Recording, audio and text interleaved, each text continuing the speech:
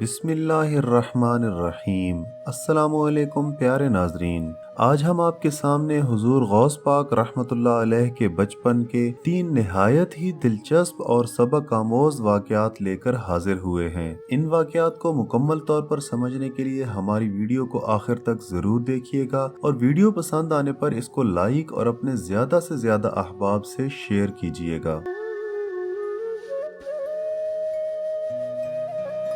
محترم ناظرین، جس رات حضور سیدنا غوث اعظم رحمۃ اللہ علیہ کی ولادت باسعادت ہوئی، اس رات آپ کے والد بزرگوار حضرت سید ابو صالح رحمۃ اللہ علیہ کو خواب میں حضور نبی کریم صلی اللہ علیہ وآلہ وسلم کی زیارت باسعادت نصیب ہوئی، جس میں آپ صلی اللہ علیہ وآلہ وسلم نے بشارت دی کہ اے ابو صالح، اللہ عز و جل نے تمہیں ایک ایسا فرزند عطا فرمایا ہے جو اللہ کا ولی ہے۔ ان قریب اس کی اولیاء اللہ میں وہ شان ہوگی جو انبیاء کرام میں میری شان ہے۔ پیارے ناظرین، حضور سیدنا غوث الاعظم رحمۃ اللہ علیہ کے بچپن کے جو واقعات لے کر آج ہم آپ کے سامنے حاضر ہوئے ہیں، اس میں پہلا واقعہ آپ رحمۃ اللہ علیہ کی ولادت کے بارے میں ہے۔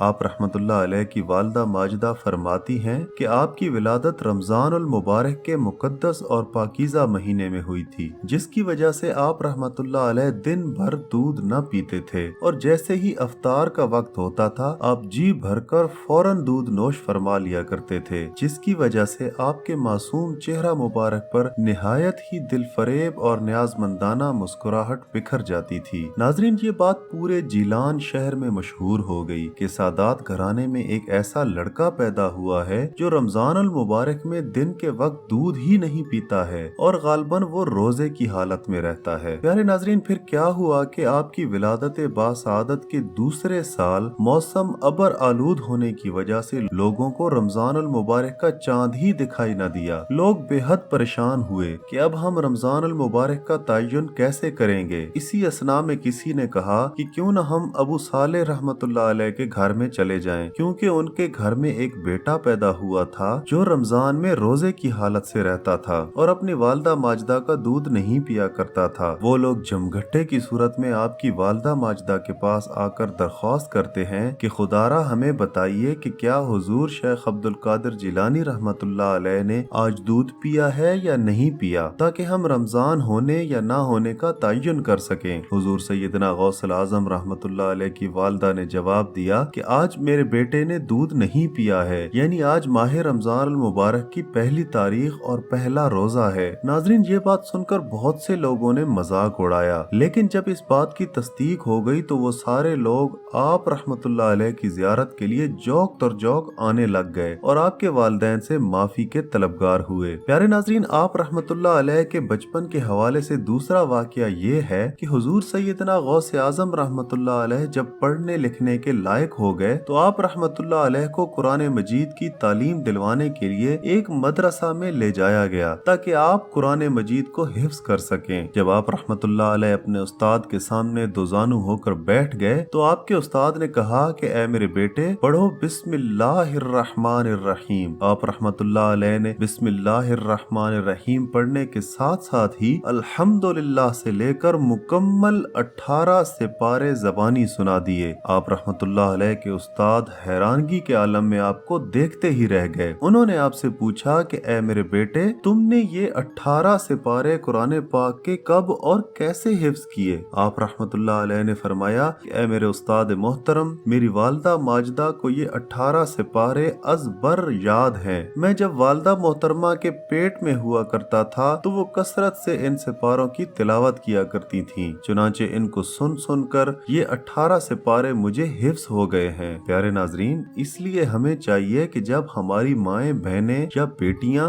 حاملہ ہوں تو انہیں کثرت سے قرآن مجید کی تلاوت اور درود پاک پڑھنے کی تلقین کریں تاکہ اس کے ہماری اولادوں پر علمی اور روحانی اثرات مرتب ہوں اور ہمارے گھر بھی علم و عمل اور ایمان کا گہوارہ بن جائیں۔ پیارے ساتھیو، حضور غوث پاک رحمت اللہ علیہ کے بچپن کے حوالے سے تیسرا اور آخری واقعہ جو ہم پیش کرنے جا رہے ہیں وہ یہ ہے کہ جب حضور सैयदना गौसुल आजम रहमतुल्लाह अलैह तालीम हासिल करने के लिए बगदाद की तरफ रवाना हुए तो आप रहमतुल्लाह अलैह की वालिदा माजिदा ने आपसे फरमाया कि ऐ मेरे बेटे, तुम्हारे वालिद ने विरासत में 80 दीनार छोड़े थे। 40 दीनार तुम्हारे भाई के लिए हैं और 40 दीनार तुम्हारे लिए हैं। तुम हमारे प्यारे नबी सल्लल्लाहु अलैहि वसल्लम के दीन की तालीम हासिल करने जा रहे हो, लिहाजा तुम्हारे दीनार मैंने तुम्हारी कमीज के अंदर सी दिए हैं। जवाबन आप रहमतुल्लाह अलैह ने अपनी वालिदा माजिदा से कोई कीमती नसीहत करने की दरख्वास्त फरमाई। आपकी वालिदा माजिदा ने फरमाया कि ऐ मेरे लख्त जिगर, तुम अल्लाह अज़्ज़ा वजल के अहकामात की पाबंदी करना, हराम से परहेज करना, तकदीर खुदावंदी पर राजी रहना और ख्वाह कैसे भी हालात हों झूठ मत बोलना। नाजरीन, कुर्बान जाएं अपने प्यारे गौस पाक की वालिदा को कि अपने बेटे को खुद से बिछड़ते वक्त कितनी अजीम बातों की तलकीन कर रही हैं। हुजूर सैयदना गौस आजम रहमतुल्लाह अलैह की वालिदा इस बात को जानती थीं कि बगदाद आपके लिए एक नया शहर है और वहाँ आपका कोई दोस्त, साथी या गमखार भी मौजूद नहीं है, इसलिए उन्होंने एक सर्द आह लेने के बाद आपको अल्लाह अज़्ज़ा वजल के सुपुर्द कर दिया। आप रहमतुल्लाह अलैह बगदाद जाने के लिए एक काफले में शामिल हो गए। नाजरीन, जब ये काफला शहर की हदूद से बाहर निकला और सहरा में पहुंचा तो रास्ते में खतरनाक लुटेरों ने काफले पर हमला कर दिया और काफले का तमाम माल व असबाब लूट लिया। लूट मार के दौरान एक डाकू आप रहमतुल्लाह अलैह के पास आया और पूछा कि ऐ छोटे लड़के, तेरे पास क्या है? आप रहमतुल्लाह अलैह ने फरमाया कि मेरे पास 40 दीनार हैं। वो शख्स इस बात को मजाक समझकर आगे बढ़ गया कि शायद ये बच्चा मुझे गुमराह कर रहा है। उसके बाद एक और डाकू आपके पास आया, उसने भी आपसे यही सवाल किया। आप रहमतुल्लाह अलैह ने उसे भी यही बताया कि मेरे पास 40 दीनार हैं। वो डाकू भी आपकी बात को नजरअंदाज करके आगे बढ़ गया। कुछ देर के बाद ये दोनों लुटेरे अपने सरदार के पास पहुंच गए और उसे बताया कि ऐ हमारे सरदार, बाकी सब काफले वालों को तो हमने लूट लिया, मगर ये एक अजीब और गरीब बच्चा है जो कहता है कि मेरे पास 40 दीनार हैं, मगर बज़ाहिर ऐसा बिल्कुल भी नहीं लग रहा। शायद ये हमें तंग करने के लिए ऐसा कह रहा है। सरदार ने आप रहमतुल्लाह अलैह को अपने पास बुलाया और आपसे बावाज़ बुलंद पूछा कि ऐ लड़के, क्या वाकई तुम्हारे पास 40 दीनार हैं? तो हुजूर गौस पाक रहमतुल्लाह अलैह ने उसे बताया कि जी हाँ, मेरे पास 40 दीनार ही हैं जो मेरी बगल के नीचे मेरी कमीज में सिले हुए हैं। सरदार ने फौरन ही आप रहमतुल्लाह अलैह को अपने पास खींचा